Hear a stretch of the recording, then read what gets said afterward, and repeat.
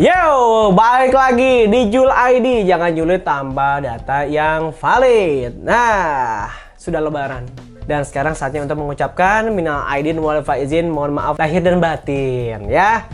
Ya, mohon maaf jika saya dan kru yang bertugas membuat kesalahan dalam proses syuting yang disengaja atau tidak disengaja. Ya, kami hanya ingin menghibur. Julid kali ini kita nggak akan mau ngomongin tentang orang-orang ya, nggak mau ngomongin tentang kebijakan pemerintah yang kadang suka berubah-ubah gitu, atau ngomongin tentang arus mudik yang boleh dan tidak boleh. Tapi kita bersyukur bahwa intinya tahun ini pemerintah masih mengizinkan kita mudik ya, walaupun dengan beberapa syarat-syarat ya. Jadi ini adalah syarat-syarat kita jika kita mau mudik ke luar kota.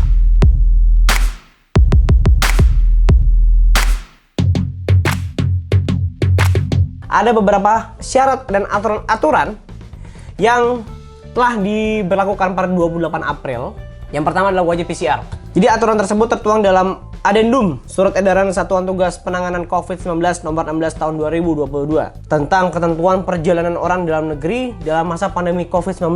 Tuh, jadi dalam Adendum Edaran ini adalah untuk menambahkan ketentuan persyaratan perjalanan khusus bagi pelaku perjalanan dalam negeri dengan usia 6-17 tahun ya. Dan syarat-syarat itu cukup banyak. Jadi PPDN atau pemudik, ini yang pertama ya, yang telah mendapatkan vaksinasi dosis ketiga booster tidak wajib menunjukkan hasil negatif tes RT-PCR atau rapid test antigen. Karena PCR sebelumnya diwajibkan. Dan ini adalah kriteria wajib PCR-nya. Ya, jadi jangan sampai kalian, pemerintah nih masa harus PCR ini. Tapi kan udah dikasih tahu bahwa ditambahin dalam surat edaran beberapa poin ini. Tadi yang pertama tuh, jadi kalau udah vaksin booster tidak wajib menunjukkan hasil negatif tes RT-PCR atau rapid test antigen. Yang kedua, PPDN atau pemudik yang telah mendapatkan vaksinasi dosis kedua wajib menunjukkan hasil negatif rapid test antigen yang sampelnya diambil dalam kurun waktu 1x24 jam atau hasil negatif tes RT-PCR yang sampelnya diambil dalam kurun waktu 3x24 jam sebelum keberangkatan sebagai syarat perjalanan. Yang ketiga masih sama, kalau kalian ini kriteria, kalau kalian sebagai kriteria wajibnya untuk yang PCR, PPDN atau pemudik telah mendapatkan vaksinasi dosis pertama wajib menunjukkan hasil negatif tes RT-PCR yang sampelnya diambil dalam kurun waktu 3x24 jam sebelum keberangkatan sebagai syarat perjalanan. Dan yang keempat, bagi PPDN atau pemudik dengan kondisi kesehatan khusus atau penyakit komorbid yang menyebabkan pelaku perjalanan tidak dapat menerima vaksinasi wajib menunjukkan hasil negatif tes RT-PCR. Sampel tes tersebut diambil sebelum keberangkatan sebagai persyaratan perjalanan, dan persyaratan wajib melampirkan surat keterangan dokter dari rumah sakit pemerintah yang menyatakan bahwa yang bersangkutan belum dan atau tidak dapat mengikuti vaksinasi COVID-19. Jadi kalian yang punya penyakit yang memang tidak bisa divaksinasi, ya kalian harus mendapatkan surat pernyataan dari dokter atau rumah sakit pemerintah di sekitar rumah Anda atau wilayah Anda supaya kalian bisa mengikuti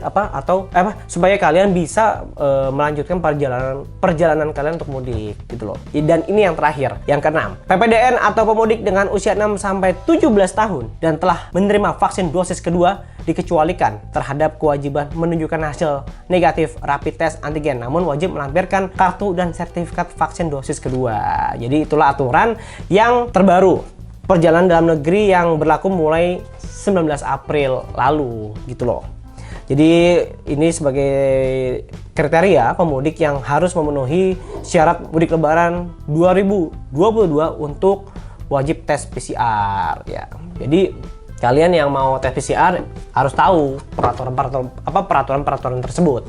Dan selanjutnya nih ya, di dalam proses mudik pasti kita dalam perjalanan itu pasti ada yang namanya kemacetan dong. Kalian tahu nggak sih bahwa kemacetan itu kalau lagi mudik itu luar biasa. Nah ini dia, jadi pemerintah itu sudah mengeluarkan surat edaran tentang adanya aturan ganjil genap selama arus mudik lebaran 2022 gitu. Jadi Korps Lalu Lintas Korlantas Polri memastikan akan menerapkan sistem ganjil genap dan one way atau satu arah mulai dari kilometer 47 Jalan Tol Jakarta Cikampek. Kebijakan tersebut diberlakukan sepanjang 28 April 2022 sampai 1 Mei 2022. Jadi kok kalian berangkat tanggal 28 tuh pasti kena yang namanya ada kontraflow one way gitu loh. Dan ganjil genap. Jadi kepada masyarakat nih, katanya dia gini bilang, pada tanggal 28 April kita akan rencanakan jam 17 waktu Indonesia bagian Barat. Artinya itu tanggal genap, masyarakat diharapkan patuh yang berplat mobil genap. Ujar Kepala Korlantas Polri Irjen Firman Santiabudi dalam konferensi pers pada Kamis tanggal 21 Maret 2022. Kata dia waktu itu dia sempat bilang. Ia menjelaskan lagi, rekayasa lalu lintas itu akan diberlakukan hingga KM 414 Jalan Tol Kali Kangkung Semarang Jawa Tengah. Pada 28 April kebijakan ganjil genap dan one way mulai diberlakukan dari jam 17 sampai jam 24. Setelahnya tanggal 29 April 1 Mei berlaku pukul 7 sampai 24 waktu Indonesia bagian Barat. Jadi ada perbedaan di sini ya. Jadi perbedaan yang terjadi di tanggal 28 April, kebijakan itu dimulai dari jam 17 sore sampai jam 24. Tapi besoknya tanggal 29 kebijakan itu akan dimulai pada jam 7 pagi. Artinya lebih cepat sekitar beberapa jam ya. Jadi ya mungkin yang tidak ada tidak ada one way atau ganjil genap itu jam 00 sampai jam 7. Setelah itu jam 7 akan diberlakukan ganjil genap sampai jam 00 lagi. Jadinya ini kalian harus tahu nih, supaya kalian tidak terjebak dalam kemacetan, akhirnya kalian marah-marah dan viral di media sosial tuh banyak sekali. Terus penerapan ganjil genap dan one way juga diberlakukan pada arus balik, yaitu sepanjang 6 Mei sampai 8 Mei 2022. Jadi arus mudik lebaran 2022 tuh ya, jadi Kamis 28 April tuh genap, 29 tuh ganjil, tanggal 30 genap lagi ya. Itu mulai pukul 7 sampai 24. Dan mungkin itu akan diberlakukan di arus balik juga untuk mengurangi volume kendaraan yang dari daerah ke kota. Tanggal 6 Mei juga genap, tapi tanggal 6 Mei ini berbeda dari yang sebelumnya. Tanggal 1 Mei kan tanggal 7 tuh. Nah, tanggal 6 Mei itu dia dari jam 14 sampai jam 24. Itu dari gerbang tol Kalikukang KM 414 sampai KM 47 tol Jakarta Cikampek. Tanggal 7 Mei juga berbeda. Kalau tadi tanggal 6 Mei dari jam 14 sampai 24, tanggal 7 Mei itu mulai pukul 7 sampai 24 itu akan diberlakukan yang namanya ganjil genap di tol Kali Kangkung KM 414 sampai KM 3 gerbang tol Halim tuh.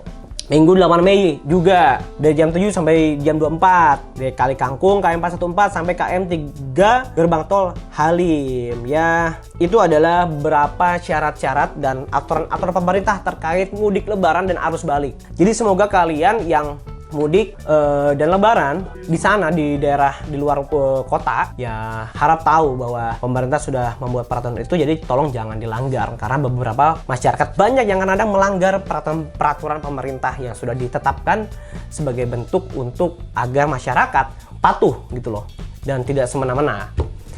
Dan tahun lalu kan penyekatan di mana-mana, sekarang katanya udah nggak ada penyekatan, cuman ya itu ganjil genap. Dan jangan lupa juga kalian tuh bawa obat-obatan karena perjalanan sangat panjang. Terus juga bawa makan minum, cemilan, itu wajib karena takutnya kalian terjebak macet di antara tol Cikampek sampai Semarang yang kalian bingung belinya di mana, takutnya beli di luar kejauhan. Keluar tol lagi dan itu bisa bikin kemacetan lagi kan takutnya. Ingat juga mobil jangan lupa di tune up, dicek ukuran bannya, mesinnya oke, apa stabil apa enggak.